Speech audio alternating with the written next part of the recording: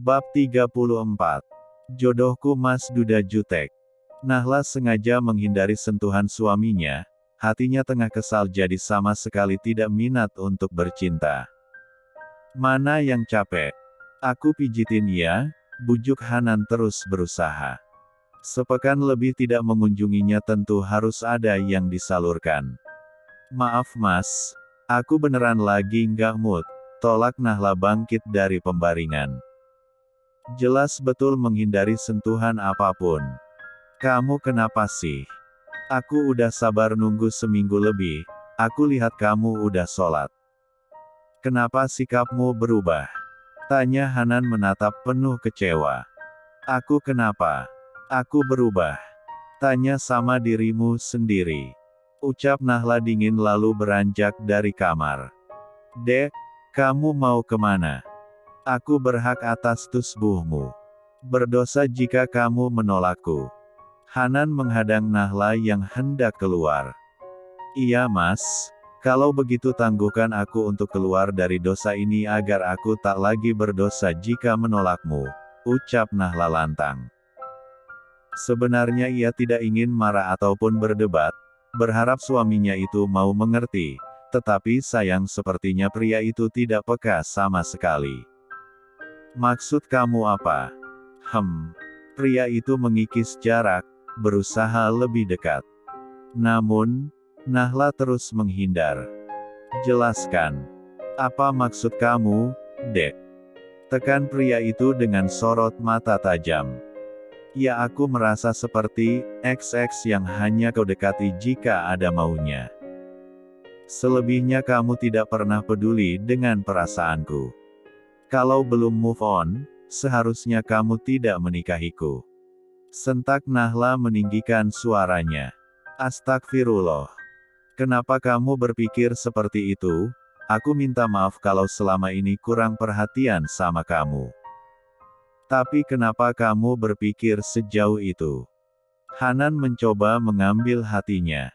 Jangan sentuh. Kalau kamu hanya mencari perempuan untuk teman tidur dan babysitter lebih baik kamu cari saja orang lain, aku tidak mau. Jadi selama ini kamu tidak ikhlas mengurusi anakku. Sentak Hanan marah. Kalau aku tidak ikhlas, aku tidak mungkin bertahan berbulan-bulan seperti ini dengan pria tidak mempunyai hati seperti dirimu. Seru Nahla tak tahan lagi. Air mata yang sudah terbendung, akhirnya tumpah juga membasahi pipi. Sakit sekali rasanya di titik ini. Perempuan itu mengusap pipinya yang basah dengan kasar. Lalu kembali masuk ke kamar, mengambil koper miliknya. Dia tidak tahan lagi, pergi dan mengakhiri semuanya adalah solusi terbaik saat ini. Mau kemana? Jangan membuatku marah. Hanan menghalangi Nahla mengeluarkan barang-barang miliknya. Minggir, aku mau pulang ke tempat di mana aku dianggap dan dihargai. Kamu hanya salah paham, Nahla, bagian mana yang menurutmu tidak diterima? Iya, hanya diterima saat kamu butuh saja, selebihnya bahkan kamu tidak peduli. Pulangkan aku ke rumah bapak. Ucap Nahla berderai air matanya. Suami istri itu saling membutuhkan, seharusnya kamu paham, tidak apa-apa harus diselesaikan begini. Kamu jangan membuat masalah enteng ini semakin rumit. Iya, bagimu memang mungkin enteng mas, tapi tidak untuk aku, hatiku sakit. Saat diam-diam kamu duakan dengan masa lalumu. Jangan pernah merajut dengan orang baru kalau belum bisa move on dengan masa lalumu. Sakit, jelas Nahla berharap Hanan mau mengerti. Perempuan itu terus memasukkan barang miliknya ke koper, tetapi Hanan menahannya bahkan melempar agar Nahla tidak melakukan itu. Berhenti untuk berpikir seperti itu, kamu tidak bisa memaksaku untuk melupakan apa yang menjadi bagian dari hidupku. Kamu tidak akan paham. Bentak Hanan murka. Nahla tercenung di tempatnya berdiri, tidak menyangka suaminya akan semarah ini hanya karena tabir masa lalunya diungkit. Iya, aku tidak akan pernah mengerti, dan tidak akan pernah bisa bersaing dengan orang yang telah meninggal. Kalau cintamu agung dan terlalu abadi, seharusnya kamu tidak menikah lagi. Nahla menyambar ponsel dan sling bag miliknya lalu melesat pergi. Hanan mengejarnya, gemas sekali rasanya dengan keadaan ini. Mau kemana? Masuk, jangan membuatku malu. Pulangkan aku. Mohon Nahla di titik nadir. Iya, kalau itu maumu, tapi tidak untuk sekarang dan malam ini. Besok aku akan mengantarmu, sekarang masuk ke kamar. Titah pria itu dingin. Nahla menatap jengkel, berjalan cepat menuju kamar Ica. Hanan yang melihat itu hanya bisa pasrah seraya terdiam. Semalaman pria itu tidak bisa tidur, pening atas bawah ditambah lelah dan kesal, ingin murka saja. Pria itu memegangi kepalanya seraya duduk di pinggir ranjang. Kesal sekali hatinya, ditambah hasrat yang terpendam membuat pria itu ingin mengumpat saja.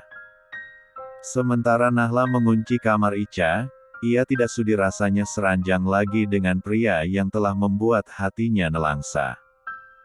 Selama ini ia sudah berusaha menerima, bahkan menyayangi Ica seperti anaknya sendiri. Namun, seakan pria itu tidak pernah peduli dengan perasaannya. Perempuan itu tidur dengan tangis, sakit sekali rasanya. Entah ia terlelap jam berapa, saat terjaga sudah menjelang subuh, dan malam terasa lebih lama. Nahla bangkit dari pembaringan, malas sekali untuk ke sekolahan hari ini.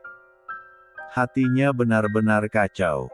Ia membangunkan Ica untuk mandi, dan bersikap biasa saja seperti biasanya. Ma, nanti aku mau berangkat bareng Mama lagi ya. Pinta gadis kecil itu kegirangan. Iya, boleh sayang, jawab Nahla tersenyum tipis. Berusaha menyembunyikan kesedihannya terhadap putrinya yang tidak mengerti apapun tentang masalah orang tuanya kini. Ica mau sarapan sama apa? Biar Mama buatin, ujar perempuan itu menawarkan seperti biasanya. Apa aja yang Mama buat, sahut gadis itu seadanya. Nahla keluar dari kamar, diikuti Ica ke ruang makan. Perempuan itu membuatkan susu dan juga roti selai isi yang cukup mudah dan simple. La sengaja tidak masak dan tidak menyiapkan untuk Hanan. Tidak peduli pria itu mau sarapan atau tidak. Ia juga tidak makan karena merasa kenyang. Masih kenyang dengan kejengkelan semalam, jadi tidak berselera sama sekali. Ica habisin dulu sarapannya ya, Mama mau mandi dulu. Pamit Nahla menuju kamarnya. Sebenarnya ia malas menuju kamar suaminya, tetapi terpaksa karena harus berganti pakaian. Saat perempuan itu membuka pintu kamar, terlihat Hanan masih tertidur pulas. Apakah pria itu tidak ngantor? Nahla tidak ingin peduli, dan tidak mau membangunkan. Terserah mau tidur sampai siang, mau berangkat atau tidak, Nahla tidak ingin peduli. Perempuan itu mandi, lalu sengaja memasukkan barang-barang penting miliknya. Tak lupa seragam mengajar, selebihnya ia tidak begitu peduli, dan mungkin tidak berniat untuk kembali. Hatinya kadung luka, bahkan ia pun siap jika Hanan benar-benar memulangkan dirinya, karena tanpa diantar sekalipun, ia benar-benar akan pulang sendiri. Nahla mengeluarkan tas punggung miliknya yang lumayan menggembung. Ia keluarkan lebih dulu dan menaruhnya di motor. Selebihnya membawa tas biasa saja lalu kembali ke ruang makan. Ma, Papa mana? Kok nggak makan? Tanya Ica mencari-cari ayahnya. Pagi sayang, ada kok, Ica udah mau sekolah. Sapa Hanan baru bangun tidur. Papa nggak ngantor, kok belum mandi? Tanya gadis kecil itu jeli sekali. Nanti siang, Ica mau Papa antar. Nggak usah Pa, mau berangkat bareng Mama aja, ujarnya senang. Nahla sama sekali tidak menanggapi obrolan ayah dan anak itu. Sedang Hanan sesekali menatapnya dingin. "Ica, ayo berangkat, nanti telat." "Iya ma, aku pamit dulu sama papa." Ica terlihat menyalin takzim ayahnya, hal serupa yang seharusnya Nahla lakukan. Namun, mulai pagi ini perempuan itu bahkan tidak melakukan apapun sama sekali. Bab 35. Nahla tahu itu salah, bahkan bertentangan dengan hati nuraninya. Namun, ia tak sanggup berkamuflase terus-menerus membungkus luka dengan senyuman. Hatinya memberontak nyeri, dan rasanya tak enak sama sekali. Siapa wanita yang ingin diperlakukan seperti ini? Tentu saja tidak ada seorang pun yang mau. "Ica, hati-hati ya," ucap Hanan melambaikan tangannya. Ia malas sekali untuk ke kantor, kepalanya terasa pening dan tubuhnya tidak bersemangat sama sekali. Efek kesal semalam mungkin, ditambah lelah hati, membuat pria 35 tahun itu tak bergairah untuk beraktivitas pagi ini. Tak ada pamit untuknya, tak ada sapaan selamat pagi, dan tak ada yang disiapkan istrinya pagi ini untuk Hanan. Nahla benar-benar merajuk, dan sepertinya Hanan mulai merasa istrinya berubah. Pria itu sadar mungkin sikapnya belum bisa seperti yang Nahla inginkan. Ia akui terkadang masih selalu teringat Olive, dan perasaan itu tidak bisa hilang. "Maaf," gumam Hanan menghela napas panjang. Haruskah pria itu menyingkirkan barang-barang itu sementara adalah kenangan indah yang tersisa? Siang itu Hanan menyempatkan diri datang ke makam Olive. Dia mengirim doa penuh kehusukan, melapangkan hatinya yang kadang masih tersisa rasa enggan. "Aku mencintaimu Olive, tapi dunia kita sudah berbeda, dan sekarang aku mempunyai tanggung jawab baru. Dia menyayangi putri kita sepenuh hati.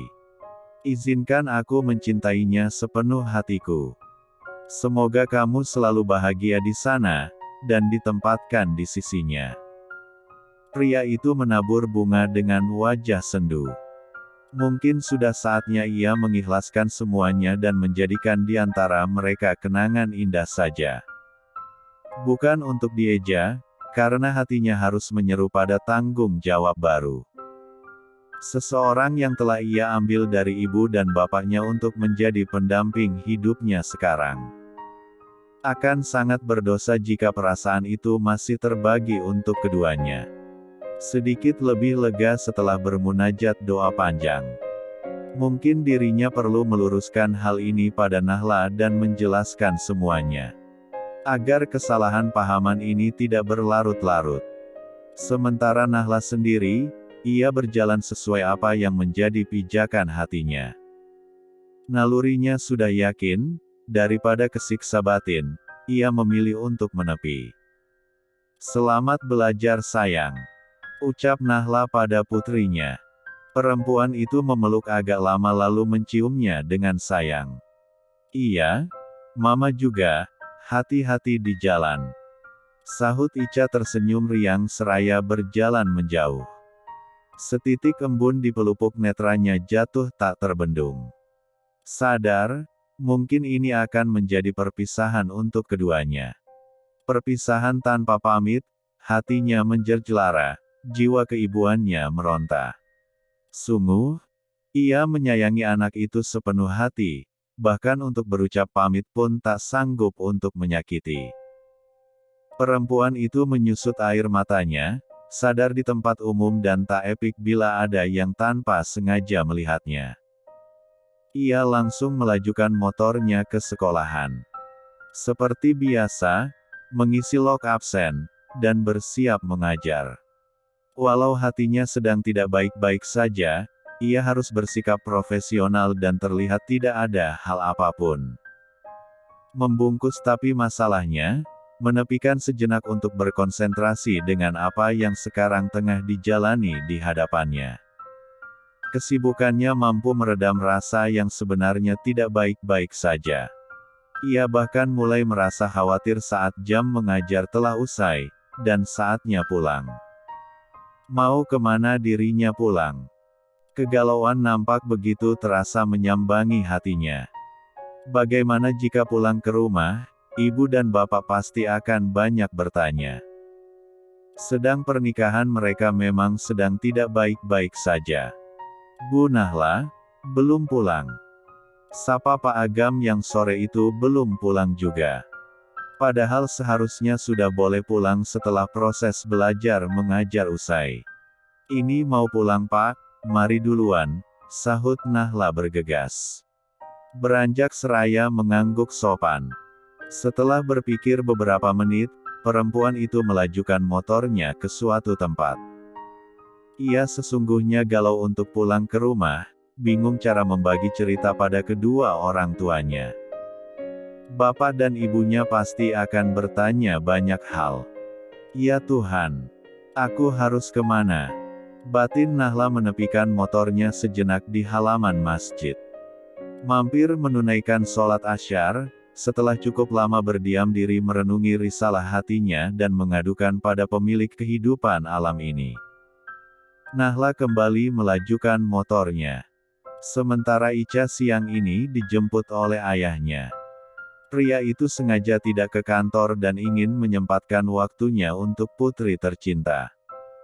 Sembari menunggu Nahla pulang, keduanya melakukan banyak hal di rumah. "Pak, kok Mama sudah sore gini belum pulang-pulang?" tanya Ica mulai merasa ada yang tidak benar. Suasana hampir petang tetapi ibunya tak kunjung muncul. Hanan pun mulai merasa ada sesuatu dan apakah itu kelanjutannya semalam. "Mungkin sebentar lagi pulang, biar Papa telpon dulu," ujar pria itu mulai tak nyaman. Niat hati ingin meluruskan semuanya, tetapi malah sampai petang begini belum pulang.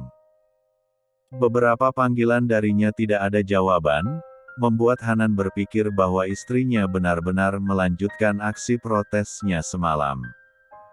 Apakah perempuan itu pulang ke rumah orang tuanya? Hati Hanan mendadak memanas dan kesal mendapati istrinya benar-benar tidak pulang.